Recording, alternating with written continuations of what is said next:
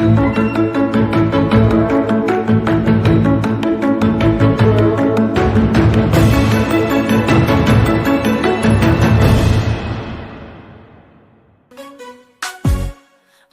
bergerak bersama guru penggerak, menebar manfaat bagi pendidikan merdeka. Lekas bergerak dalam pendidikan penggerak, ciptakan generasi unggul penopang bangsa. Mari bergerak, lekas bergerak, dan selalu menggerakkan. Mari bergerak, lekas bergerak, dan selalu menggerakkan. Mari bergerak bersama guru penggerak, menebar manfaat bagi pendidikan merdeka. Lekas bergerak dalam pendidikan penggerak, ciptakan generasi unggul penopang bangsa. Mari Assalamualaikum warahmatullahi wabarakatuh. Waalaikumsalam warahmatullahi wabarakatuh. Alhamdulillahirabbil alamin. Wassalatu wassalamu ala asyrafil anbiya'i wal mursalin wa ala alihi washabihi ajmain. Pertama-tama, marilah kita panjatkan puji syukur kehadirat Allah Subhanahu wa taala, yang mana kita pada hari ini telah diberikan kesehatan, kesempatan, sehingga kita dapat berhadir dalam ruangan yang sederhana ini. Selawat beriring salam tak lupa kita alamatkan kepada Nabi besar Muhammad sallallahu alaihi wasallam, yang telah merubah pola pikir umat manusia dari alam kebodohan ke alam yang berilmu pengetahuan, seperti yang kita rasakan pada saat sekarang ini. Yang saya hormati Ibu Kepala SD Negeri Kasim Putih, yang saya hormati rekan-rekan seperjuangan, Bapak dan Ibu guru. Baiklah, sebelumnya acara kita mulai. Baiklah, untuk keperluan dan kelancaran acara kita pada hari ini, marilah sama-sama kita membacakan Al-Fatihah.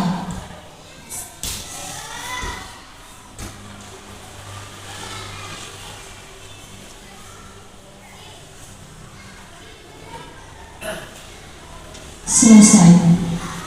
Selanjutnya, kata sambutan dari kepala sekolah kepada Ibu Ernawati SPD SD kami persilahkan dengan segala hormat. Kepada Ibu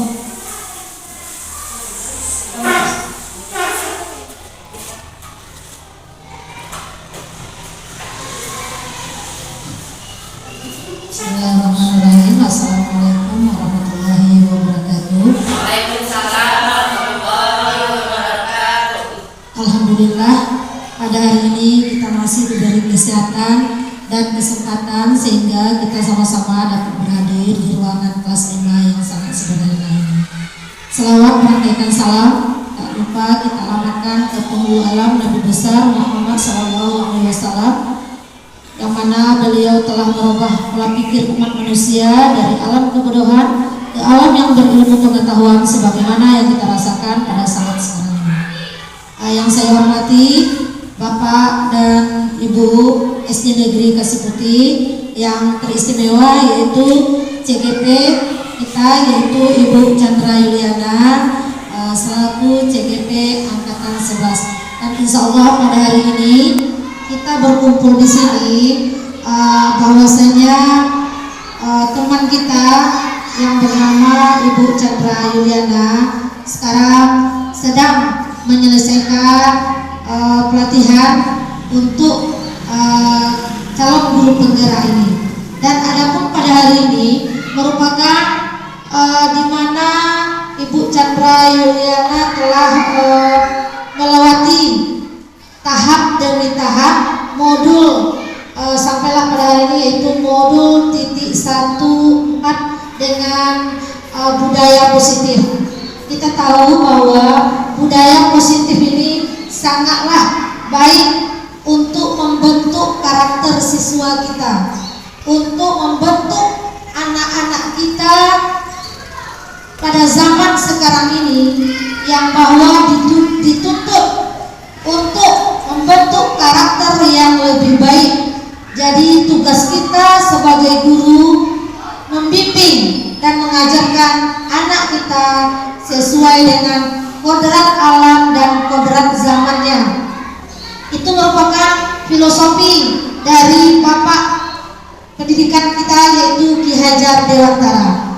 Semoga paparan dan perencanaan juga dari Ibu Chandra Yuliana, terkhususnya di sekolah kita, bisa atau mampu nantinya melakukan perubahan transformasi pendidikan ke yang lebih baik. Hanya ini yang dapat saya sampaikan. Billahi taufiq wal hidayah. Assalamualaikum warahmatullahi wabarakatuh.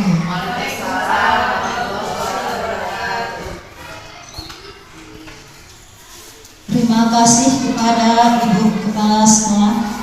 Selanjutnya, pemaparan materi kegiatan inti diseminasi tentang budaya positif yang akan dipaparkan oleh Ibu Chandra Yuliana. Sebagai calon guru penggerak angkatan 11, kami persilahkan.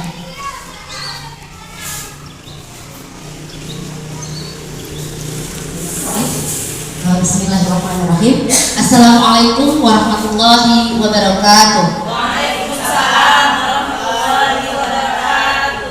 Alhamdulillahirabbil alamin. Wassalatu wassalamu ala asyrafil anbiya'i wal mursalin wa ala alihi wa sahbihi ajmain.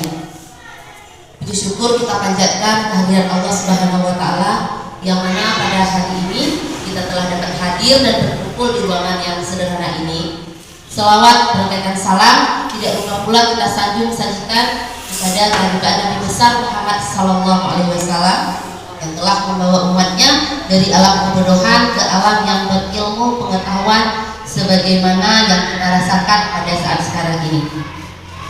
Kata penghormatan saya kepada yang saya hormati Kepala SD Negeri Kasih Putih, yang saya hormati rekan-rekan guru sejawat yang telah dapat berhadir pada hari ini pada kegiatan acara kita, yakni diseminasi budaya positif. Di sini diseminasi budaya positif ini, alhamdulillah saya pada kegiatan ini di CGP di Pendidikan Guru Penggerak alhamdulillah sudah melewati satu modul pertama. Di CGP itu di Pendidikan Penggerak itu ada 3 modul, modul 1, modul 2 dan modul 3. Termasuklah budaya positif ini di modul pertama, di modul 1, yakni di 1.4, yakni budaya positif. Jadi untuk hari ini insya Allah akan saya paparkan apa-apa saja yang termasuk di budaya positif ini. Semoga nanti kiranya setelah selesai acara kita ini sama-sama bisa kita terapkan di sekolah yang kita cintai ini, baik untuk kita pribadi maupun untuk anak-anak didik kita. Baik, selanjutnya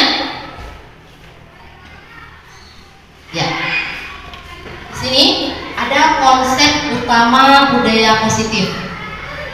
Ada 7 konsep utama budaya positif. Yang pertama itu adalah perubahan paradigma belajar. Yang kedua, disiplin positif. Yang ketiga, kebutuhan dasar manusia. Yang keempat, motivasi perilaku manusia. Kelima, keyakinan kelas. Keenam, posisi kontrol. Dan ketujuh, segitiga restitusi. Yang ketujuh poin ini, poin utama atau konsep utama dari budaya positif ini sangatlah penting bagi kita, khususnya kita pendidik. Apalagi kita mendidik anak-anak kita ini dari dasar, karena kita guru sekolah dasar.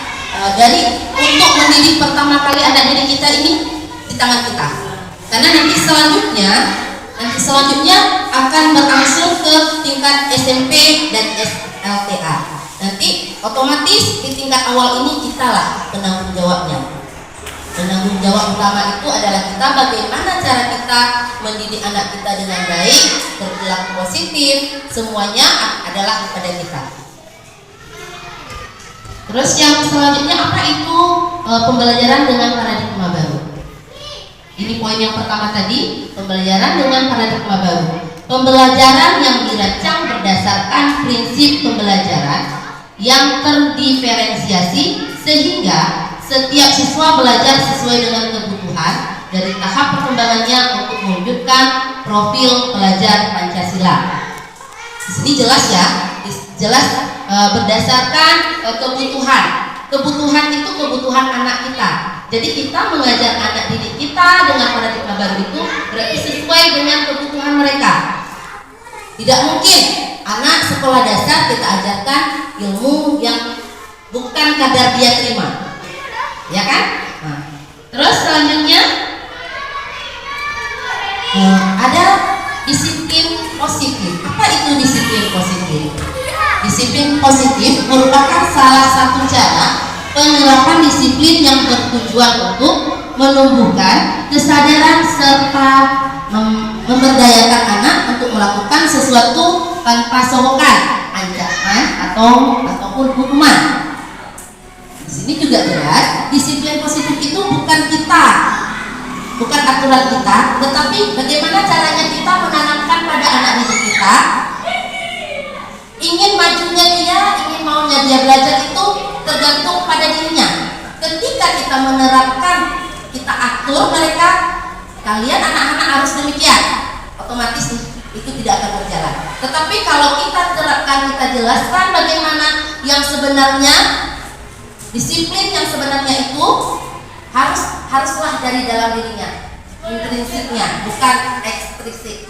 Jadi kalau memang dari dalam dirinya, insya Allah apapun yang kita sampaikan nanti dia akan terima. Jangan lagi nanti kita ketika menyuruh anak, maksudnya untuk kita belajar bersama, biasa yang sudah kita begitu melakukannya. Tapi ketika nanti sudah kita tahu bagaimana apa itu disiplin positif, tidak ada lagi. Ketika anak-anak itu mengerjakan PR-nya tolong dikerjakan. Nah, nanti jangan lagi, kan kata tolong positif kan kata-katanya, jangan lagi nanti siapa yang mengerjakan PR nanti kasih hadiah.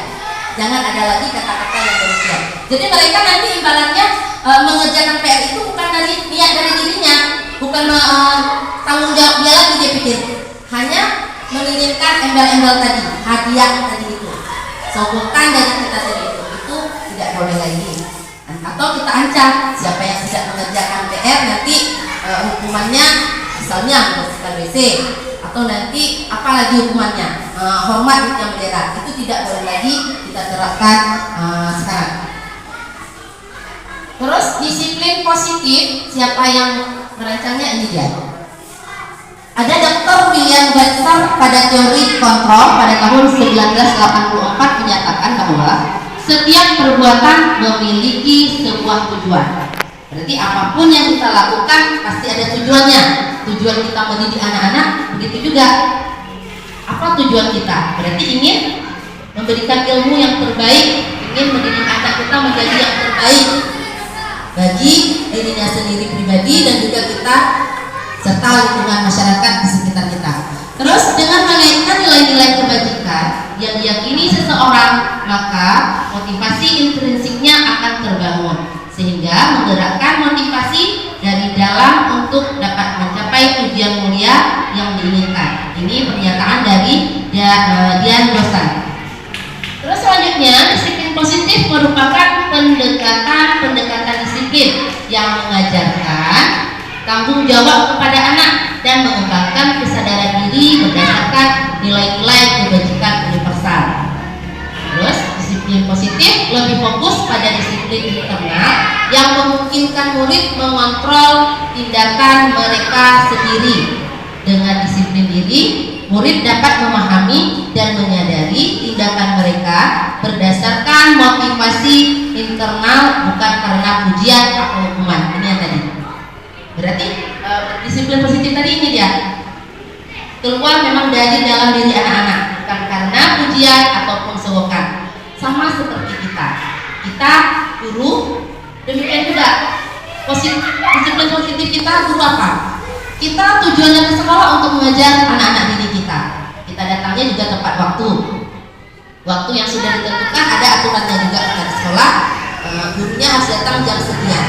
Bukan karena kita mau dinilai oleh kepala sekolah atau mau dinilai oleh guru-guru lain, kita cepat hadirnya. Itu kan karena apa tadi, terpaksa kan? Karena ingin dipuji, bukan karena dari dalam diri kita. Nah, begitu juga itu harus kita terapkan kepada anak-anak didik kita.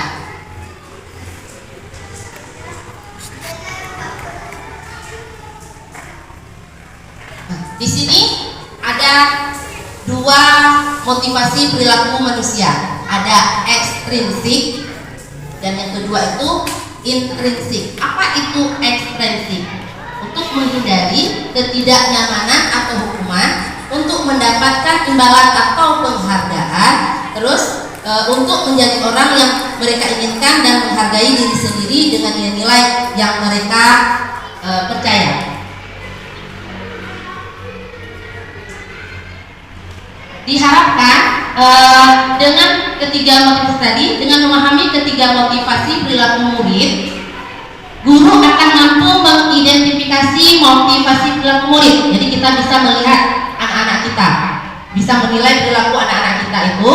Jika perilaku murid didasari motivasi eksternal di luar tadi, maka guru harus membangun motivasi internal dari dalam dirinya. Terus murid untuk kedepannya, murid mampu menghargai dirinya sendiri dengan nilai yang diyakininya, bukan yang diyakini orang lain.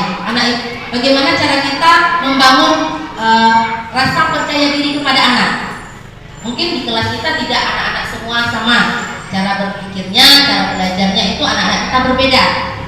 Ada siswa satu cara tangkapnya atau cara menangkap belajarnya cepat. Ada anak yang satu lagi cara menangkapnya itu lambat. Karena dia tidak percaya diri, dia yakin dia bisa. Cuma dia tidak percaya diri untuk menyampaikan apa yang dia dapatkan. Dia merasa minder. Nah, bagaimana cara kita seorang guru untuk meyakinkan anak itu bahwa dia juga bisa seperti kawannya tadi? Nah, bagaimana caranya?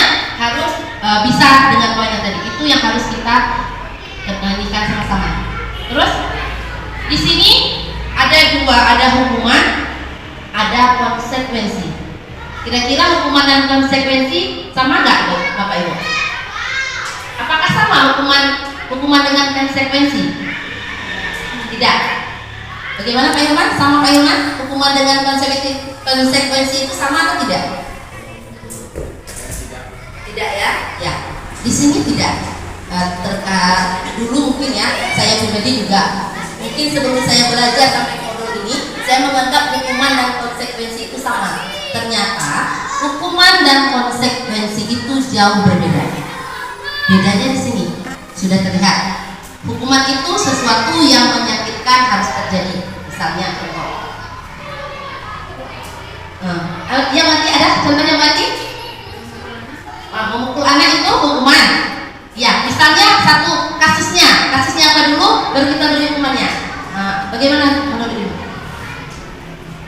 Contohnya itu apa? Contoh hukumannya itu apa? Misalnya anak tidak mengerjakan PR, Ya. lalu kita nanti memberi hukuman, membersihkan misalnya WC. Nah, ya, itu termasuk hukuman. Itu hukuman kan? Ya. Kalau konsekuensi, berarti kira-kira apa itu konsekuensi? Kalau untuk konsekuensi, ketika keyakinan kelas kita kan sudah kita buat misalnya kan, nanti apa konsekuensinya nanti kita jelaskan. Ya, terima kasih Bu Ati. Hukuman di sini jelas sesuatu yang menyakitkan harus terjadi, membuat anak sakit fisik maupun hati untuk jangka waktu lama. Teringat ya hukuman kita. Pasti kita pernah merasakan juga ketika kita waktu sekolah ada hukuman yang diberikan guru kepada kita. Anak membenci kedisiplinan, paksaan, mendorong anak menyakiti diri sendiri, konsep diri yang buruk, anak belajar untuk menyembunyikan kesalahan, marah, rasa bersalah, dipermalukan, merasa tak dihargai. Terus konsekuensi, sesuatu harus terjadi, membuat anak merasa tidak nyaman dalam jangka waktu pendek, anak menghargai disiplin, stimulus atau tanggapan, mendorong anak agar mudah menyesuaikan diri.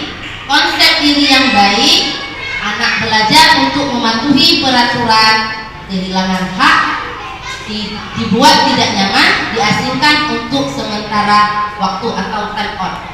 Nanti di sini ada penjelasannya lagi, apa itu contoh hukuman dan apa itu konsekuensi.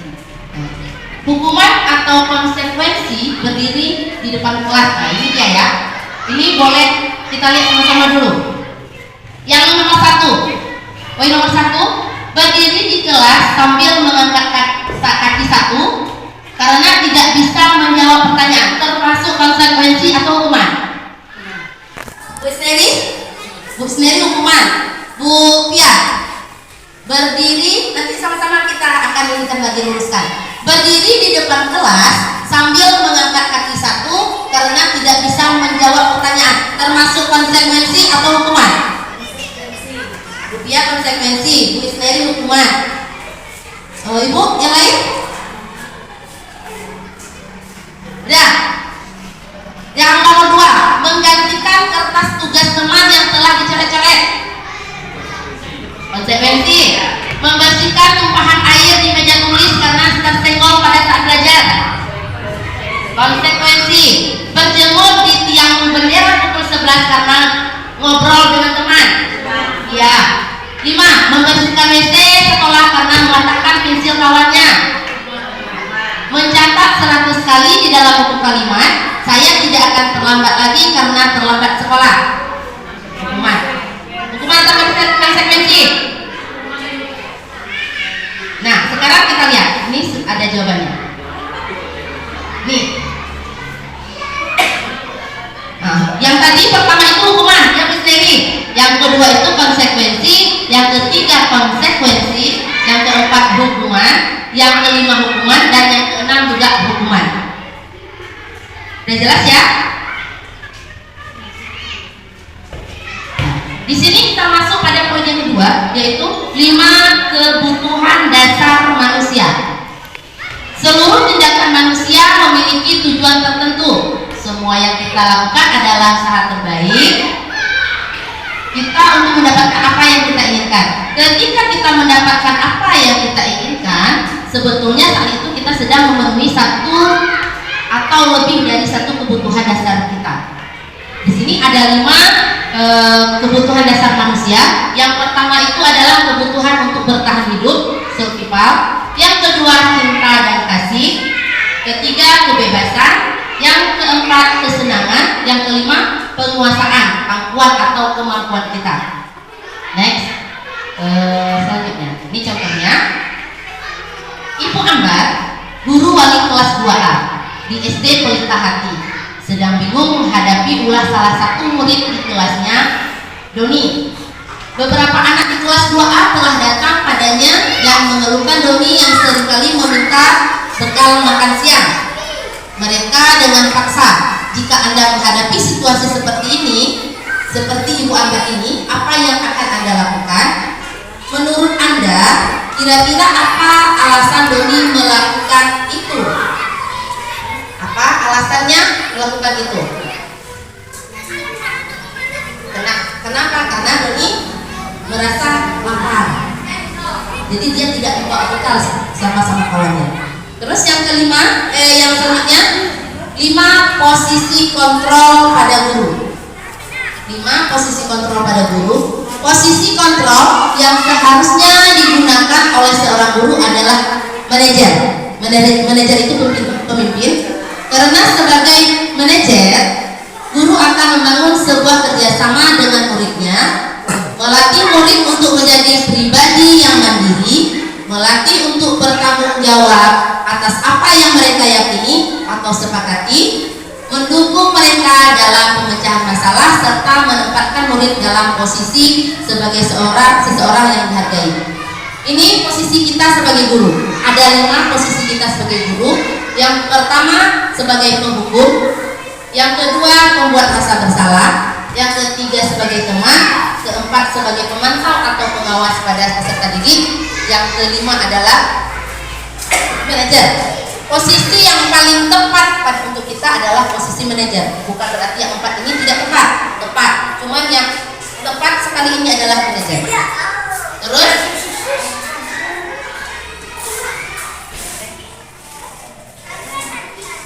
nah, sekarang kita masuk ke keyakinan kelas.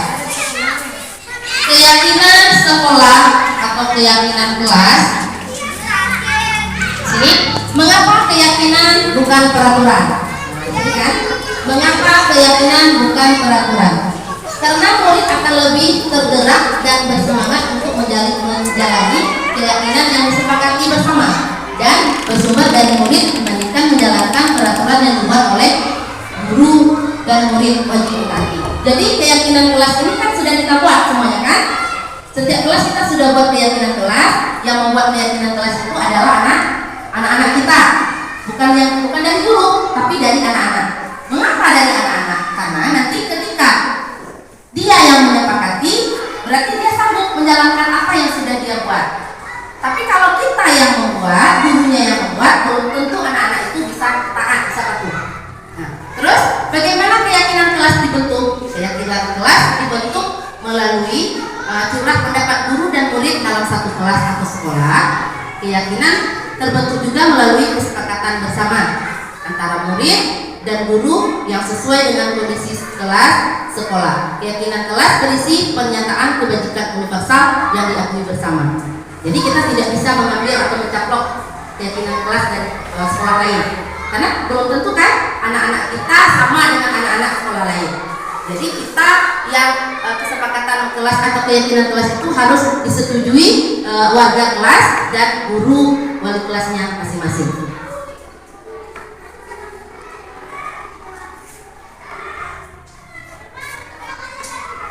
Nah, sekarang kita masuk pada poin terakhir, apa itu restitusi? Restitusi adalah proses menciptakan kondisi bagi murid untuk memperbaiki kesalahan mereka sehingga mereka bisa kembali pada kelompok mereka dengan karakter yang lebih kuat.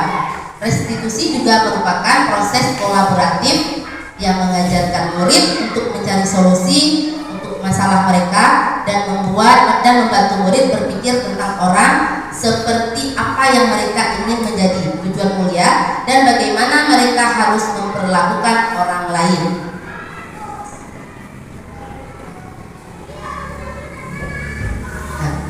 Segitiga restitusi dalam menjalani peran sebagai seorang guru yang memposisikan diri sebagai manajer, maka sudah seharusnya kita ya sebagai manajer, maka sudah seharusnya melaksanakan segitiga restitusi ini. Segitiga restitusi ini berdampak positif dalam pemecahan masalah bagi murid dan murid belajar untuk bertanggung jawab terhadap apa yang telah disepakati bersama dan menjadi mandiri. 3 tahapan segitiga restitusi, yaitu yang pertama menstabilkan identitas, yang kedua validasi tindakan yang salah, dan yang ketiga menanyakan keyakinan. Ini cara kita membuat tahapan anak-anak ketika anak-anak itu ada masalah. Jadi kita tanyanya per poin. Mengapa mereka membuat masalah? Ada apa? Apa sebenarnya yang terjadi? Tidak mungkin anak-anak itu membuat kesalahan tanpa ada sebab dan akibat. Ada yang memancing, pasti ada yang terpancing. Jadi apa, mengapa, bagaimana? Nanti setelah kita tanyakan apa permasalahannya, bagaimana jalan keluarnya, apa yang dia inginkan, kemudian barulah kita tanyakan. Ketika masalah itu terjadi, ada tidak di dalam pernyataan keyakinan kelas kita? Keyakinan kelas mana yang sudah dilanggar anak tersebut? Kalau ketika memang ada keyakinan itu dilanggar, kembali lagi kita perlihatkan keyakinan kelas yang sudah kita buat. Apa konsekuensi yang akan diterima ketika dia melanggar peraturan tersebut?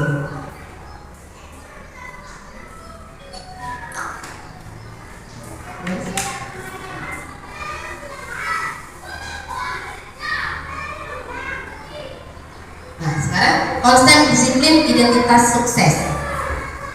Konsekuensinya, penguatan jangka panjang, perlu monitoring berkelanjutan, stimulus atau respon, murid menghormati peraturan,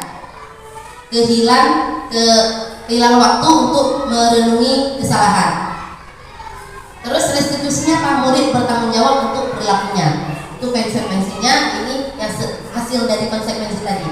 Murid bertanggung jawab untuk perilakunya, fokus pada pemecahan masalah jangka panjang, murid menghormati dirinya dan orang lain, teori kontrol, murid bersemangat memperbaiki kesalahan yang telah dibuatnya tadi. Ya, yang slide terakhir, ciri-ciri restitusi.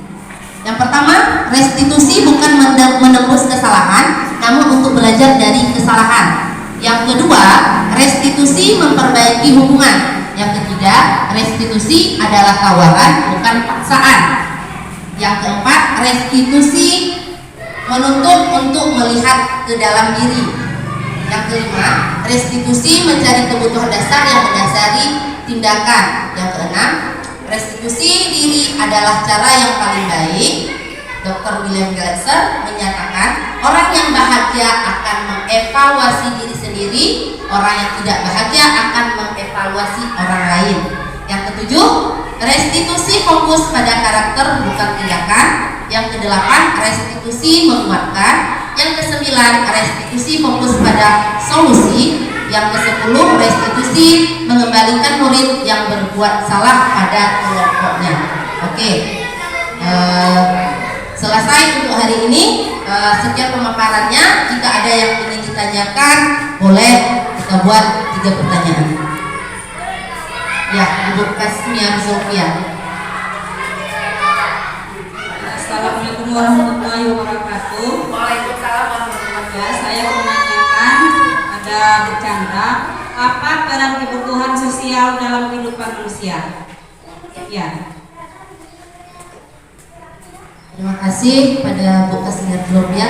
Yang pertanyaan tadi, apa peran kebutuhan manusia? Yaitu di sini tadi itu ada di kebutuhan dasar, ada di 5 kebutuhan dasar manusia, yaitu yang kebutuhan sosial ya. Apa peran kebutuhan sosial dalam kehidupan manusia? Kebutuhan sosial pada manusia itu sangatlah penting. Interaksinya itu penting sekali. Mengapa penting? Karena interaksi sosial kita hidup tanpa orang lain tidak akan bisa. Kita tidak akan bisa hidup tanpa orang lain. Demikian juga kita di sekolah. Ketika murid tidak ada murid, bisakah kita mengajar? Tidak bisa. Begitu juga murid. Ketika murid ada, gurunya tidak ada, juga tidak bisa. Jadi keterkaitan antara siswa dan murid itu sangat dekat. Jadi bagaimana caranya kita berinteraksi kepada rekan kerja kita, dengan murid kita dan masyarakat kita, itu sangatlah erat hubungannya. Jadi dukungan sosial dari lingkungan masyarakat juga sangat dibutuhkan. Karena di sekolah kita ini, alhamdulillah sekolah kita berada di pusat masyarakat pemukiman ya, di pemukiman, di jalan raya juga. Jadi interaksi dengan masyarakat lain, warga sekolah juga sangat penting. Peran kita di situ untuk mendidik anak, bagaimana caranya kita harus bisa menyamakan hati atau membangkitkan semangat warga sekolah kita ini untuk membimbing anak-anak kita. Cara kita mendidik anak kita di sekolah, di masyarakat juga harus ada interaksinya. Begitu Ibu ya. Yang lain?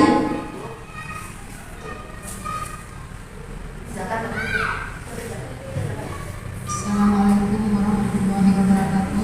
Waalaikumsalam warahmatullahi wabarakatuh. Saya ingin bertanya yaitu tentang setelah saya mendengar tadi pemaparan Ibu. Nah, di situ saya ada menyebut tadi ada tentang pengawas, pemantau dan pengajarannya. Ya. Tentang dalam pengajaran.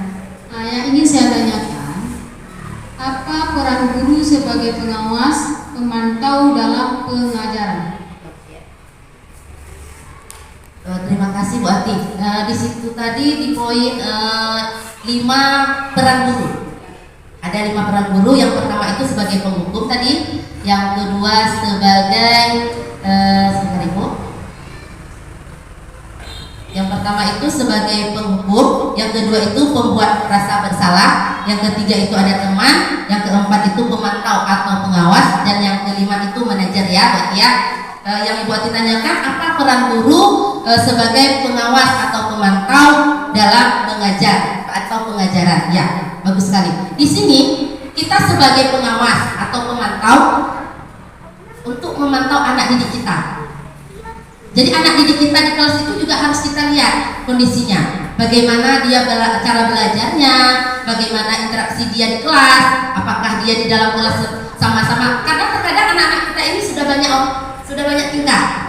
Nanti sedikit saja mereka berbuat salah, satu orang dimusuhi dengan kawan kelas yang lain. Jadi itulah guna kita sebagai pemantau atau sebagai pengawas tadi. Jadi kita setiap hari otomatis kan masuk kelas nih, karena kita berkelas kan, masuk kelas. Jadi kita disitulah kita memposisikan diri sebagai pengawas, sebagai pemantau anak-anak kita. Jadi apakah anak kita selama kita mengajar itu materi yang kita terima itu bisa diterima?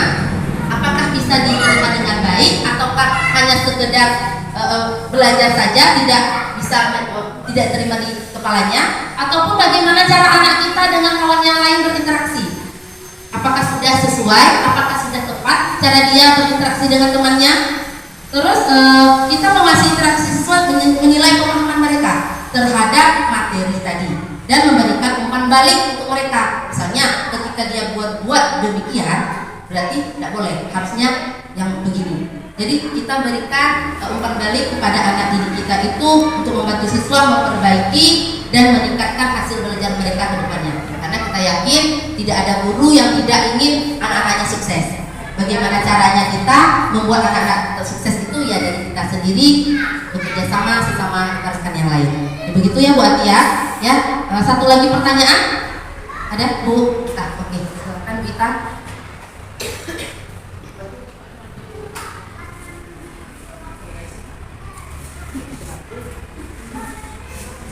Assalamualaikum warahmatullahi wabarakatuh. Waalaikumsalam warahmatullahi wabarakatuh. Setelah mendengar tadi penjelasan dari Ibu Chandra Yuliana, dari awal sampai akhirnya, di situ kami akan menanyakan satu hal, yaitu tentang apakah yang bisa terjadi jika salah satu elemen segitiga restitusi tidak diperhatikan. Cuma itu aja, sekian, terima kasih. Di segitiga restitusi. Nah, ini dia 3 tahapan segitiga restitusi. Pertanyaan tadi, apa yang bisa terjadi jika salah satu elemen segitiga restitusi tidak disepakati ya, ini tidak 3 elemen tadi ini dia. Nah, ini dia 3 elemen tadi kan, menstabilkan identitas, validasi tindakan yang salah, menyediakan keyakinan. Kira-kira satu elemen tidak ada, apa yang akan terjadi? Ya kan, begitu kan Wita? Ya.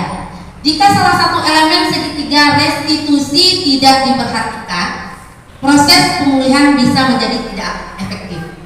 Mengapa?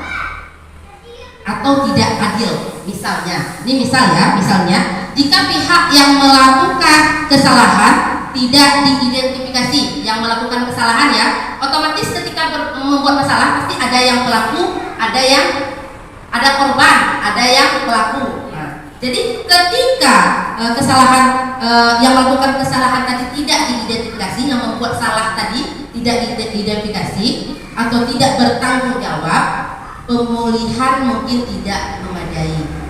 Sebaliknya, jika pihak yang dirugikan tidak menerima kompensasi tadi atau kebaikan dari cukup mereka yang tahu, mungkin merasa tidak puas juga. Kenapa? Pasti kan ketika yang bersalah tidak diadili, langsung dikasih pulang. Yang tersakiti merasa tidak adil karena tidak ditanya.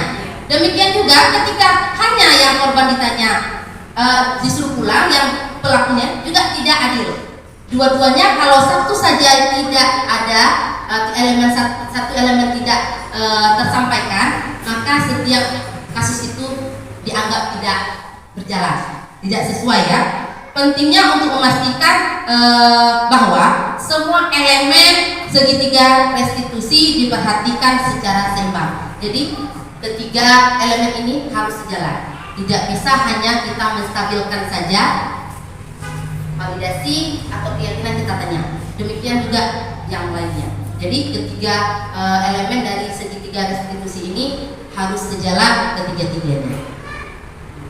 Oke, saya rasa hanya cukup sampai sampai di sini pemaparan yang saya sampaikan. Semoga apa-apa yang telah saya sampaikan kepada rekan-rekan guru lainnya dapat kita terapkan atau kita implementasikan di sekolah yang kita cintai ini. Terima kasih banyak atas perhatiannya, partisipasinya untuk hari ini. Untuk kepala sekolah, terima kasih waktunya. Saya ucapkan lebih dan kurang saya mohon maaf. Wabillahi taufiq wal hidayah. Wassalamualaikum warahmatullahi wabarakatuh. Dengan selesainya pemaparan yang disampaikan oleh Ibu Chandra, maka selesailah sudah acara kita hari ini. Semoga apa yang disampaikan tadi dapat bermanfaat untuk kita semua. Saya akhiri, wabillahi taufiq wal hidayah. Wassalamualaikum warahmatullahi wabarakatuh. Waalaikumsalam warahmatullahi wabarakatuh. Warahmatullahi wabarakatuh. Waalaikumsalam warahmatullahi wabarakatuh. Ya, alhamdulillah hari ini kita sudah kembali ke sekolah. Bagaimana kabarnya? Sehat? Sehat. Ada sarapan hari ini? Alhamdulillah, itu yang penting. Ketika kita mau ke sekolah harus makan dulu. Karena nanti apa tujuannya? Ketika kita tidak sarapan, perut kita kosong, jadi belajarnya tidak semangat. Ya, sebelum kita mulai, yuk kita tepuk semangat dulu. Tepuk semangat.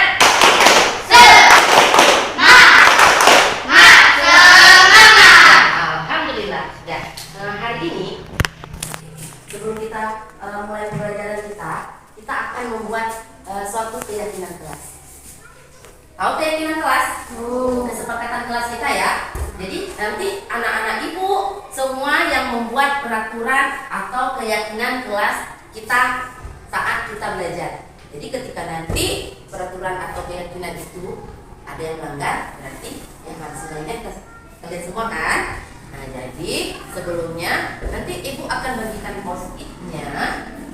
Jadi anak-anak ibu semua nanti tulis di sini kesepakatan kelas kalian itu menurut kalian itu bagaimana? Apa yang harus kita sepakati bersama untuk kita terapkan di kelas kita ini?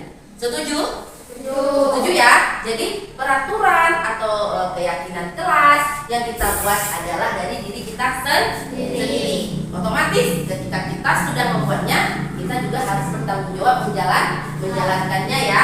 Oke, baik, sekarang ibu akan bagi kertasnya. Nanti silakan yang sudah selesai ditempel di depan. Ya, ini pensil langsung diisi. Oke.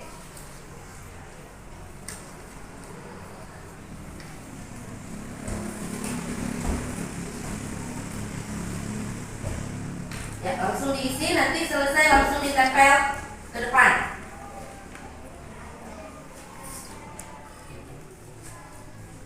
Nah, silakan. Yang sudah selesai boleh langsung ditempelkan ke depan. Keyakinan kelas yang menurut kalian itu cocok untuk kalian itu apa? Yang menurut kalian perlu kita buat kesepakatannya. Jadi tidak boleh nanti setelah dibuat dilanggar. Oke, ada yang perlu lagi kertasnya? Cukup? Cukup? Cukup. Oke. Yang sudah selesai boleh langsung ditempel ke papan tulis biar kita baca sama-sama. Rindu sudah selesai boleh tempel terus Rindu? Gak apa-apa. Yang sudah selesai satu boleh.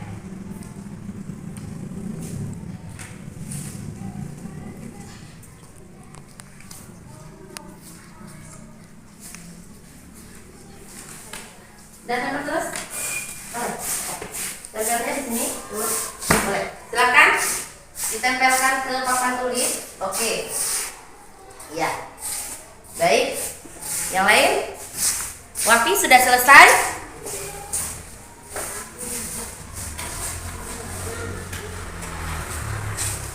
Boleh Wafi ditempel Wafi?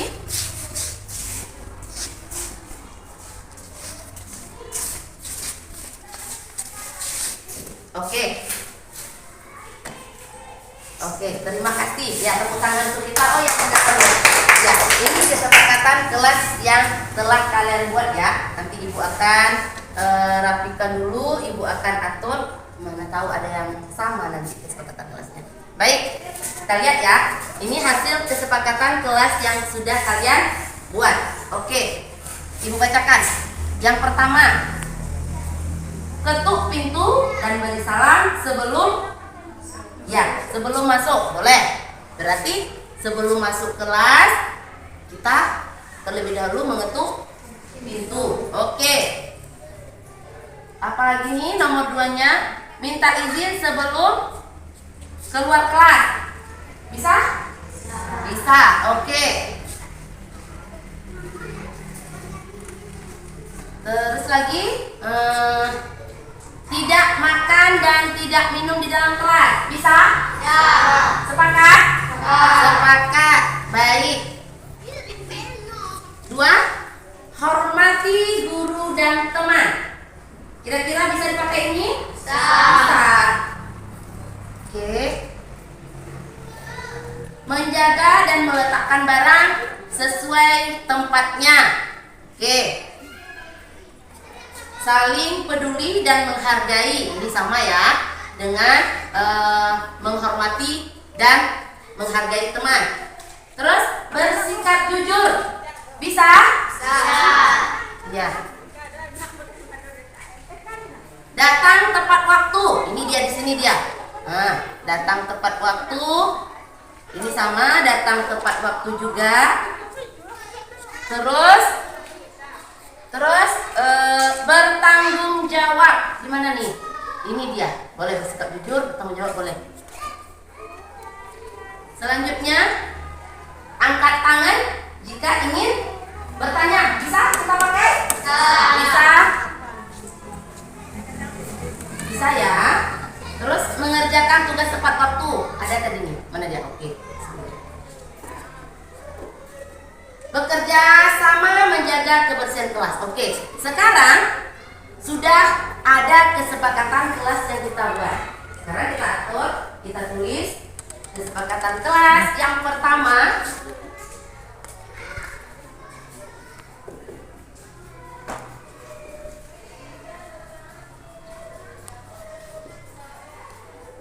oke.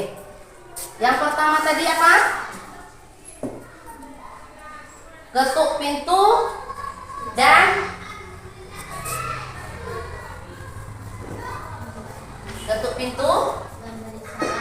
beri salam Sebelum masuk. ya, beri salam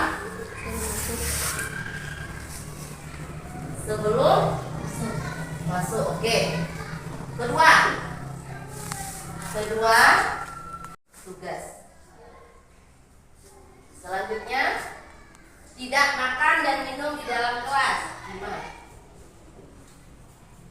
Tidak makan dan minum di dalam kelas. Poin yang keenam,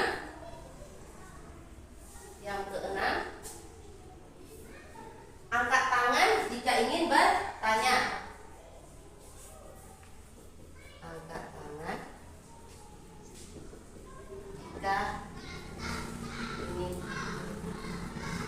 bertanya. 7. Apa tadi? Hormati guru dan teman.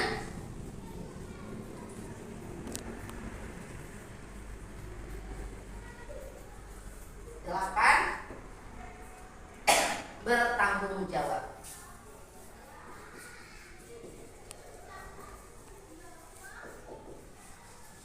Oke, ada 8 poin keyakinan kelas yang sudah kalian buat. Yang pertama apa? Coba dibaca sama-sama. Ketuk pintu dan beri salam sebelum masuk. Yang kedua, Minta izin sebelum keluar kelas. yang ketiga, Datang tepat waktu. yang keempat, Mengerjakan tugas. ya, yang kelima, Tidak makan dan tidak makan dan tidak minum di dalam kelas. Yang keenam, Angkat tangan jika ingin bertanya. Yang ketujuh, Hormati guru dan teman. yang delapan, Bertanggung jawab. ya oke. Itu kesepakatan kelas yang sudah kita buat untuk kelas kita. Keyakinan kelas kita ada 8 poin. Jadi ke 8 poin ini tentu ada apanya? Konsekuensinya atau kalau melanggar bagaimana, ya kan? Iya atau tidak? Yang pertama, ketuk pintu dan bersalam sebelum masuk. Ibu rasa kalau untuk poin yang pertama ini, insya Allah sudah biasa ya, sudah sering kita lakukan. Meskipun bukan di sekolah, di rumah juga sering kita lakukan ya. Jadi sopan santun ini jangan ditinggalkan. Terus nomor 2, minta izin sebelum keluar ke kelas. Jadi tidak boleh sering-sering keluar tanpa ada alasan yang pasti yang tepat. Kalau memang mau ke kamar kecil ya tunjuk tangan terlebih dahulu, izin dulu ke gurunya. Yang ketiga, datang tepat waktu. Ketika ada kalau seandainya kalian terlambat nanti apa? Bagaimana ini terjadinya? Bagaimana? Datang tepat waktu. Bagaimana? Kalau seandainya kalian terlambat? Bagaimana? Tak apa-apa, Zara? Bagaimana Zara? Kalau seandainya terlambat datang, konsekuensinya bagaimana Zara? Oh, ada dendanya. Bolehkah denda? Nanti kita buat kalau datangnya terlambat, nanti ada denda kata sejarah. Yang lain bagaimana? Bagaimana yang lain? Dela? Dihukum. Dihukum itu hukuman nanti. Ini konsekuensinya terlambat. Nanti kita boleh suruh apa? Boleh ya? Ini kalau seandainya sedang belajar, jadi dia terlambat datang, kita kasih hukumannya atau konsekuensinya berupa apa? Kita suruh baca dia Asmaul Husna. Oke. Yang keempat, mengerjakan tugas juga tepat waktu. Tak boleh tidak mengerjakan. Terus tidak makan dan minum di dalam kelas. Sini pasti nih ya. Terus angkat tangan jika ingin tidak boleh rame-rame. Jadi dia kan siapa yang ingin bertanya angkat dulu tangannya. Setelah dipersilakan oleh guru baru boleh bertanya. Yang ketujuh, hormati guru dan teman. Yang kedelapan, bertanggung jawab. Oke. Yang kedelapan, jadi keyakinan kelas kita yang sudah kita sepakati hari ini ada 8 poin. Ini sudah deal ya? Sudah sah ya? Sudah sah, sudah deal. Ada 8 poin keyakinan kelas yang kita buat hari ini. Boleh, silakan sekarang maju Dela, Rindu. Kita tanda tangan dulu, berarti kesempatan kelas kita sudah sah ya, biar kita dealkan. Silakan ditanda tangani. Boleh di samping aja, nanti kita buat di tempat yang lain. Ya, tanda tangan sini, boleh. Buat maju. Ya. Boleh, Dela maju. Oke, terima kasih Rindu. Dela boleh di sebelahnya, boleh di mana saja.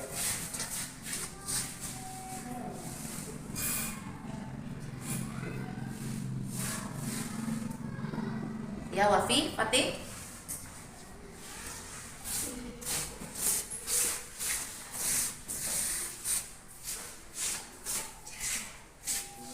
Ini Wafi. Silakan Wafi, boleh sebelah sana juga boleh Wafi. Oke. Siapa lagi yang belum? Dara ya? Dara? Dulu ya, Dara dulu. Ya, Faizan. Boleh diselesaikan aja. Ya, keren sekali. Tanda tangan buat namanya nak.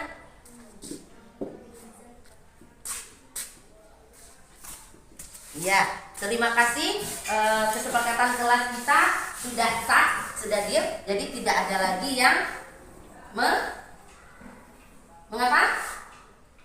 Melanggar atau melupakan ini. Jadi ini sudah tanggung jawab kalian. Sudah tanggung jawab kalian bersama di dalam kelas ini, karena keyakinannya sudah kalian buat dan sudah kalian tanda tangani. Nah, Ibu rasa cukup hari ini untuk keyakinan kelas kita, membuat keyakinan kelas kita. Nanti insya Allah selanjutnya ini memang harus dijalankan sesuai apa yang sudah kita sepakati bersama. Udah, tepuk tangan untuk kita semua. Terima kasih untuk anak-anak Ibu. Cukup sekian.